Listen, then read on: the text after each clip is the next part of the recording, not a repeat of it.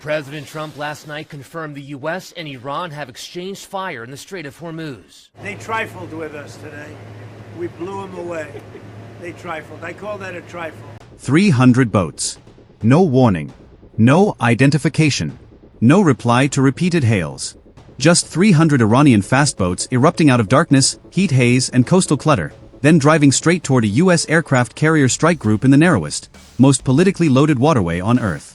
It begins before sunrise in the Strait of Hormuz, where distance lies to you, where radar clutter can hide intent for just long enough to matter, and where one wrong calculation can turn a routine transit into an international crisis before most of the world is even awake.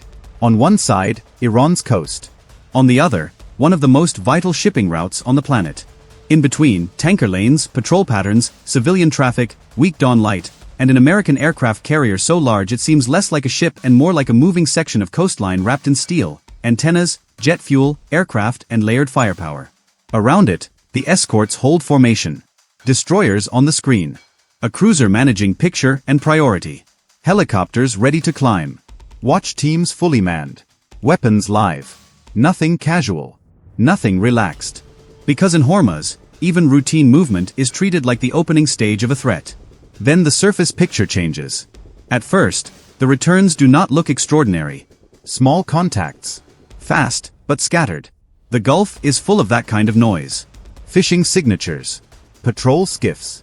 Merchant interference. Wave clutter. Broken radar reflections bouncing off steel hulls and low morning water. In that environment, confusion is normal. But confusion does not tighten itself. And clutter does not begin to align. One by one, the tracks start turning inward. Then more. Then more. Separate contacts become a pattern. Separate vectors become intent. Not toward a tanker. Not toward open water. Not toward the shipping lane. Toward the carrier group.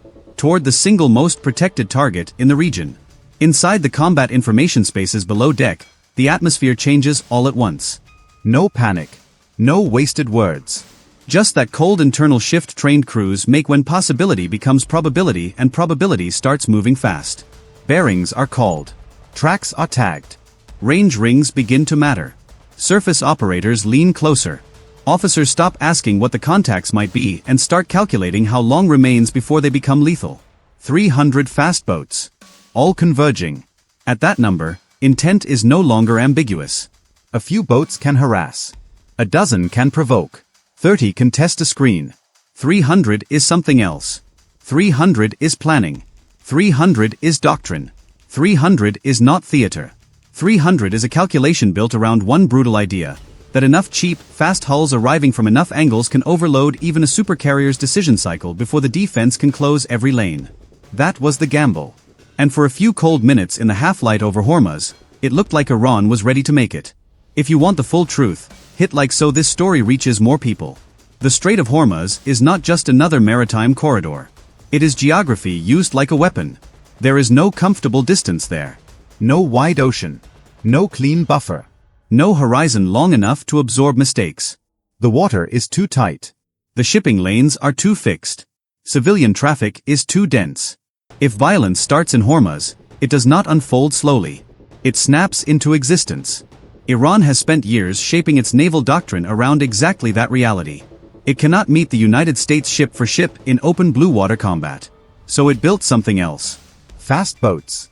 Light hulls. Heavy machine guns. Rocket rails. Explosive skiffs. Relay craft. Decoys. Distributed launch cells. Swarm pressure. Flood the defender with more contacts than any single crew wants to sort. Force split attention. Force hesitation. Make the large warship defend itself against dozens of cheap attackers until one of those cheap attackers reaches something expensive enough to matter forever. That is the logic behind the swarm. And on this morning, 300 boats come to test it. The carrier is not alone, of course. No American carrier transits Hormuz like an isolated target. Around it, spaced across the water and fused by data links the outside world never sees, sits the real shape of naval power. Destroyers extending the screen. A cruiser managing engagement sequence. Electronic surveillance already listening. Aviation crews moving toward launch procedures. Gunners and operators on multiple ships all seeing roughly the same fight at roughly the same time. It is not a collection of separate vessels. It is one layered organism. And the moment those Iranian boats keep accelerating, every deck in that organism feels it. At 22 nautical miles, the picture is ugly but still theoretical. 300 contacts. High speed. Multiple bearings. No civilian consistency. No response to warnings. No visible effort to deconflict with shipping lanes. Their movement suggests discipline. Their timing suggests planning. Their geometry suggests this was never supposed to look accidental. The tactical action officer does not need emotion. He needs sequence. Helicopters to immediate launch. Outer escorts to weapons posture. Close-in systems to tracking mode. Optics confirm lead elements. Electronic intercept live. Combat air pushed forward. No one in that carrier group needs to be reminded what even one fast boat can do if it is carrying the right payload and reaches the wrong place. A small craft loaded with explosives or rockets does not need to sink a carrier to change history. It only needs to hit. One fire on the flight deck. One blast against exposed structure. One breach in the wrong compartment. One image captured on a tanker bridge or by satellite and pushed around the world before the smoke clears. That is why the danger is real long before the first shot. At 19 miles, the swarm opens wider. And that is when concern becomes something harder. The mass attack separates into multiple assault elements. One cluster drives toward the outer escorts. Another holds center toward the main body of the formation. Another drifts west to stretch the defensive picture. Another hangs back just enough to exploit whatever confusion the first waves might create. Farther north, several smaller groups remain close to coastal clutter, using geography and civilian movement to stay harder to classify. From sea level, it would look chaotic. From above, it looks terrifyingly deliberate. The first MH-60 helicopters rise into the morning air and immediately change. The geometry of the fight. At altitude, the pattern becomes obvious. Lead aggressors. Heavy clusters. Boats hanging back. Likely relay craft. Probable decoys. Groups designed to draw fire early. Groups designed to arrive late. The crews feed that picture down to the ships below in real time. What might have remained clutter at wave height becomes clarity from above. And clarity is what kills swarm doctrine. Because a swarm works only if the defender sees fragments. Only if every threat has to be solved separately. Only if confusion reaches the defense faster than understanding does. But once the pattern becomes visible, the mystery disappears. And once the mystery disappears, the swarm becomes numbers. Bearings. Ranges. Closure rates. Target classes. Weapons arcs. Priority lanes. Math is merciless to small boats charging layered naval defenses. The lead elements keep coming. Their bows are throwing spray now. Engines screaming. Hulls smashing through chop hard enough to kick white fans of water into the gray sea. Through optics, crews can begin to distinguish shapes along some of those decks. Heavy guns. Extra fuel drums. Possible rockets. Reinforced bows. Too many men packed too tightly for any normal transit. At that distance, exact payload almost stops mattering. Intent is enough. 16 miles. Then 14. Then 12. Inside the American formation, the ranges drop in steady increments that feel calm in a headset and violent on a tactical display. The boats are moving fast. Faster than some earlier estimates predicted. Not reckless. Committed. That difference matters. Reckless craft can still be frightened. Committed craft sometimes have to be destroyed. Warnings escalate. More radio calls. Directed hails. Visual signals. Unmistakable instructions to alter course and stay clear. Still nothing. No reply. No reduction in speed. No break in intent. If anything, the leading Iranian groups tighten more, trying to preserve simultaneous arrival across multiple axes. That is the whole idea behind the tactic. Do not present one problem at a time. Present many. Make the defender choose. Make the defender divide attention. Make the defender waste precious seconds deciding which contacts are theater and which ones are the real strike. But the escorts are not guessing blindly. Their advantage is integration. Radar returns, optics, helicopter feeds, electronic monitoring, and surface tracking data are all being fused into one layered picture. Not one ship solving 300 threats alone, but an entire strike group distributing understanding at machine speed. Comment lockdown if you think this was the moment the trap was already closing. At 10 miles, the atmosphere on the water changes again. The helicopters are no longer simply observing. They are designating, sorting, and feeding refined targeting data into the defensive web below. The destroyers settle deeper into engagement logic, assigning sectors and preventing redundant fire. A closer escort adjusts heading slightly, not dramatically, just enough to improve arcs and deny the fastest approach lane. Then the jets arrive. Not with cinematic flourish. Not with warning sirens. Just sudden force overhead. Carrier-based fighters ripping low across the water with enough speed and noise to hit every nervous system in the attack line at once. Their purpose is not showmanship. It is shock. Compression. A reminder to every small boat below that they are not charging a single ship. They are entering a three-dimensional kill zone. The sea reacts instantly. Rotor wash tears at the surface. Jet noise hammers the air. Water churns. Approach lines begin to wobble. Not break. Not yet. But wobble. And wobble is how doctrine starts to fail. Because once spacing gets imperfect, timing gets imperfect. Once timing gets imperfect, simultaneous pressure starts to dissolve. Once coordinated attack turns into separate decisions made by separate crews under separate fear, the defender has already taken away the attacker's most important weapon, coherence. 8 miles. The outer escorts are now deep inside their own firing logic. Sensors refine. Optics tighten. Target priorities shift in real time.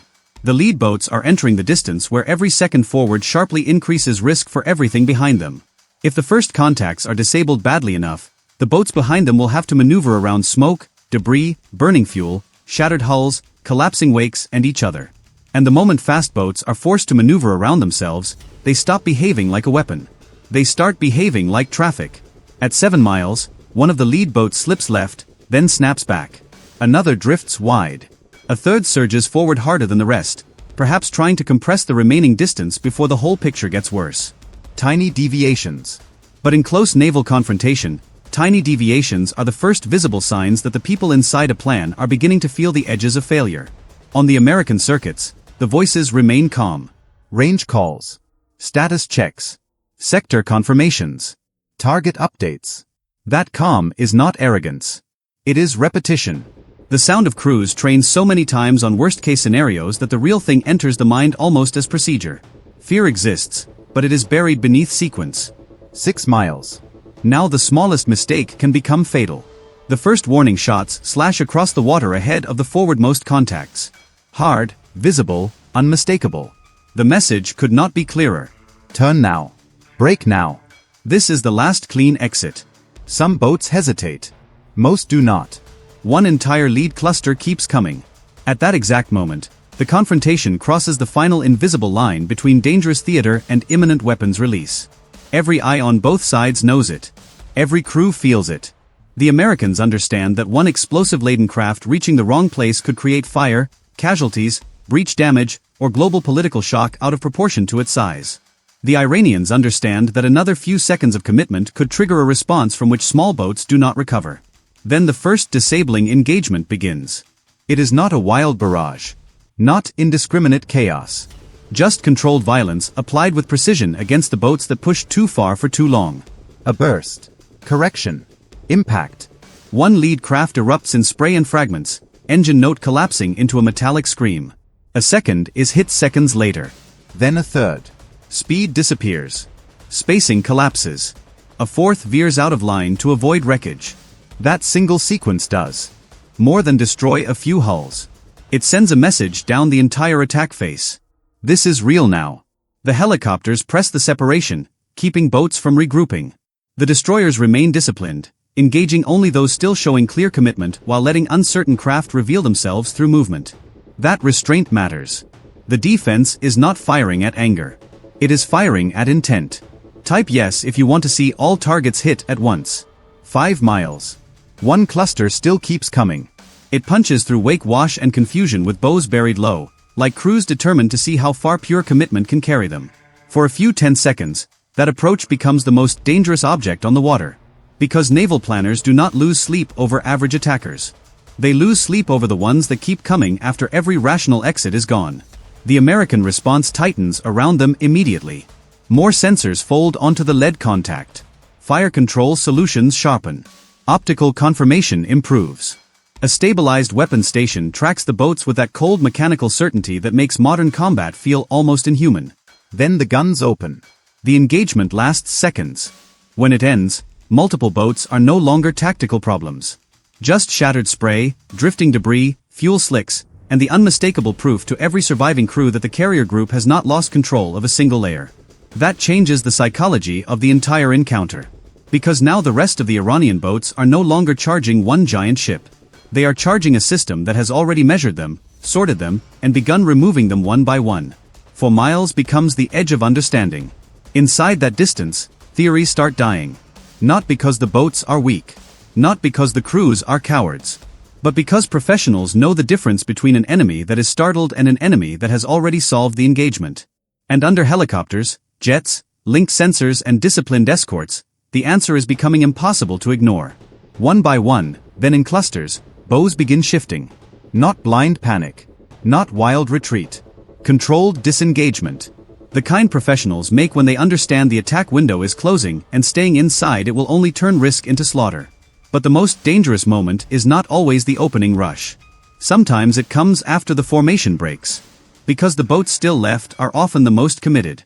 And at 3.4 miles off the carrier's flank, that is exactly what happens. A smaller late-wave element that had been hanging back in clutter suddenly surges. Not 10 boats. Not 20. Nearly 30. Low, fast, and dirty in the water. They had used the earlier pressure as cover, buying distance while the first waves absorbed the defense's attention. Now, with other groups disengaging, this late element drives straight into the gap between confusion and reaction, hoping there is still enough of both left to exploit. At least several appear to carry rockets. 2 are towing smaller explosive skiffs. Others are moving with the unervingly direct line of terminal attack craft. This is the residue naval planners fear most. Not the loud opening wave everyone sees, but the follow-up strike that tries to arrive after attention has already been spent. Except attention has not been spent. That is what the Iranian crews seem to realize too late. The escorts have held spacing. The helicopters still own the overhead picture. The carrier has not broken formation. The jets have not left. No defensive layer has collapsed. No corridor has opened. There is no panic to exploit because no panic was allowed to form. And with every second forward, the late wave rush enters deeper into a response that has only become more refined. At 3.0 miles, the first of the late boats jolt sideways under near-simultaneous fire. Its wake breaks. Its bow rises awkwardly. It loses speed so abruptly that 2 craft behind it are forced to veer across churned water to avoid collision. That violent maneuver ruins spacing. Ruined spacing ruins timing. Ruined timing ruins everything. The second wave tries to push through anyway. It gets farther than it should. Far enough for the moment to become sickening. Far enough that every American crew watching understands exactly why these confrontations are never taken lightly. A small boat can cover a shocking amount of water when nobody stops it in time. But this one is stopped in time. A close escort tears into the lead contact with short, disciplined bursts. Water erupts around the hull. Then through it. The boat disappears behind its own spray, emerges broken, turns sharply off axis, and falls away trailing smoke. Another craft launches rockets. One goes high. One skips off the water and detonates astern. A third lands close enough to throw spray across the carrier's wake. Not a hit. But close enough to tell every sailor on the stern quarter that the margin is collapsing. At 2.4 miles, one of the explosive skiffs breaks free. Now the entire battle compresses around one contact. Distance falling fast. 2.1. 1.8. 1.5. The aft feeds shake from concussion and spray. Radio traffic gets shorter. Cleaner. Harder. Nobody needs speeches now. Every person on the net understands the same thing. If that skiff reaches the hull, nobody will remember how many others were stopped. They will remember the one that was not. A close-in gun walks fire across the water. Miss. Correction. Impact. The skiff blooms into a white-orange blast column off the aft quarter, throwing up a wall of water high enough to blank one camera feed for a long second. The second skiff keeps coming. Burning now half-blind, still online. A helicopter angles in from high right and tears through the engine block. The craft detonates roughly 470 meters off the carrier's stern quarter. 470 meters. Not a cinematic close call. A naval emergency. For a moment, nobody on the network is fully sure whether the ship has been struck. It has not. But it has been reached closely enough that every surviving attacker now knows the impossible distance was possible after all. At that exact moment, the Americans answer with precision instead of panic. One helicopter tags a relay boat coordinating the remaining late wave lanes. A destroyer picks up the designation and fires. A burst walks cleanly from stern to bow. The relay craft disappears in sparks, fragments, and sudden silence. The effect is immediate. Nearby attack elements stop converging cleanly and begin conflicting turns. One accelerates too early. Another drifts wide. A third cuts through the wake of a disabled hull and loses its lane. Two more split apart and run into each other's spray, ruining their timing just as they needed it most. The swarm has not lost courage. It has lost its conductor. And in a mass attack, timing is everything. Without timing, the boats stop arriving as one weapon and start dying as separate targets. That is when the defense becomes merciless. The cruiser shifts onto the western survivors and erases multiple rocket boats in seconds. A port escort cripples another line of fast movers. One helicopter chases a surviving skiff north and rips it apart before it can re-enter the engagement geometry. The second helicopter dives on a gunboat trying to cut across the carrier's forward quarter and leaves it burning less than a mile from the projected path of the ship. Still, the fight is not over. The worst part of swarm combat is never the beginning. It is the residue. The last determined contact slipping through smoke, debris, broken wake, and bad angles after the defense has already spent precious minutes killing everything else. At 4:44 and 18 seconds, that residue appears. A final 5-boat element on the northeastern side has used chaos, tanker interference, and burning wreckage to get closer than anything else remaining. One appears to carry rockets. One looks gun-only. 3 are moving with the straight, unwavering sprint of boats whose crews do not expect to survive the approach. This is what planners fear most. Not the mass. The survivors of the mass. The last few boats still willing to drive into certain fire. At 4:44 and 41 seconds, the lead terminal craft crosses 1.1 nautical miles. The destroyer guarding that sector opens up. The first burst goes long. The second brackets the hull. The third catches the bow and sets it ablaze. The boat does not stop. Fire races backward as the engine keeps driving it through smoke, wake, and tracers. The carrier begins another evasive turn. 900 meters. 800. 700. Then the helicopter comes in from high right and fires directly into the center mass. The boat erupts. Breaks. Vanishes. The second peels away. The third does not. Now that third boat is the closest active threat left in the battle. Small. Fast. Partly masked by spray. On a line that, if left unchanged for less than a minute, will carry it into the carrier's forward quarter. Some threats are dangerous because they are advanced. Others are dangerous because they are simple. This one is dangerous because it is late, small, and almost alone. There is very little left to distract the defenders from killing it, which means its only remaining weapon is raw speed. And for a few terrible seconds, speed is enough. It survives one gun solution by weaving through debris. It survives a second because a firing mount checks line of fire as the carrier turns. It survives a third because the helicopter overshoots in smoke and has to reacquire. It reaches a distance no attacking boat is supposed to reach against an intact American screen. 500 meters. Then 400. At that range, nobody on the carrier needs a display to understand what is happening.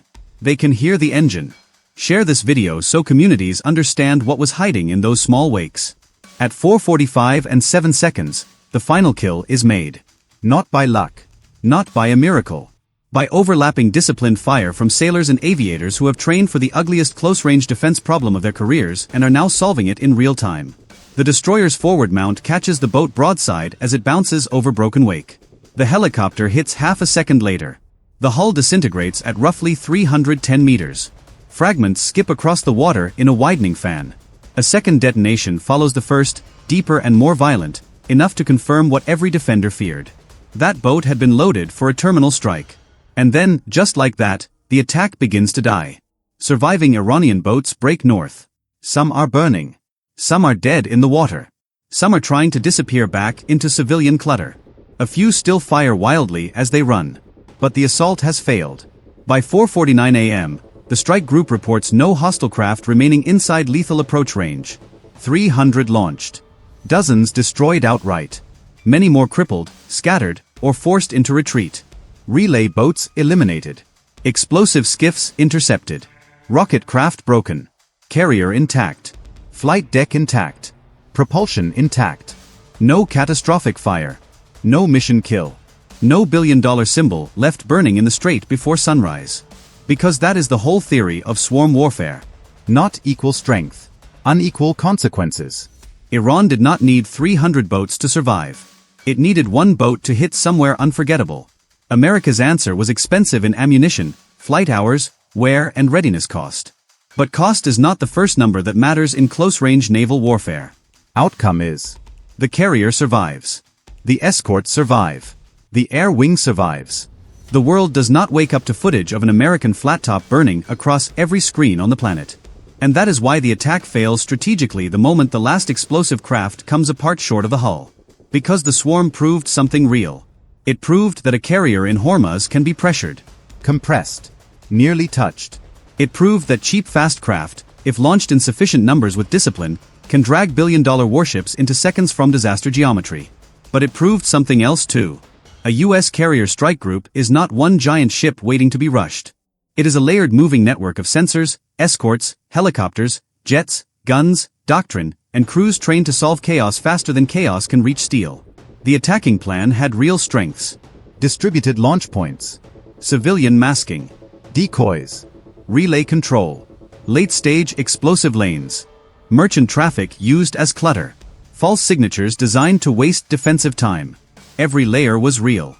Every layer got close. Every layer failed.